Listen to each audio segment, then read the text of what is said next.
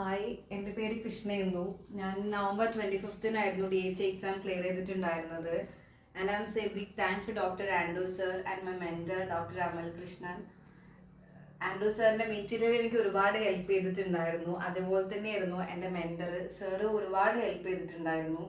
ഏതൊരു ഡൗട്ട് ചോദിച്ചിട്ടുണ്ടെങ്കിൽ പെട്ടെന്ന് അത് ക്ലിയർ ചെയ്തു തരുമായിരുന്നു. ഒരു ഡിലേ ഇല്ലാണ്ട് പെട്ടെന്ന് അത് ക്ലിയർ ചെയ്തു തരുമായിരുന്നു.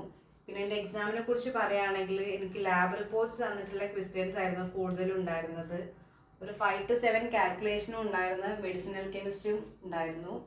പിന്നെ ബാക്കി ഓൾമോസ്റ്റ് നോൺ ഫാർമക്കോളജി ആയിരുന്നു ക്വസ്റ്റ്യൻസ് ഉണ്ടായിരുന്നത്. നോൺ ഫാർമക്കോളജി എല്ലാം ഒരു പുതിയ ടൈപ്പായിരുന്നു ക്വസ്റ്റ്യൻസ് എല്ലാം ഉണ്ടായിരുന്നത്. ഞാൻ പഠിച്ച മെത്തേഡ് പറയുകയാണെങ്കിൽ first recorded classes full attend ചെയ്തിട്ടുണ്ടായിരുന്നു. പിന്നെ മെറ്റീരിയൽ ഒരു പ്രാവശ്യം വായിച്ചു. പിന്നെ ഇമ്പോർട്ടൻറ്റ് ഫയൽസ് ഫുള്ളും നോക്കിയിട്ടുണ്ടായിരുന്നു. ഒരു 3 to 4 ടൈംസ് അത് റിവൈസ് ചെയ്തിട്ടുണ്ടായിരുന്നു.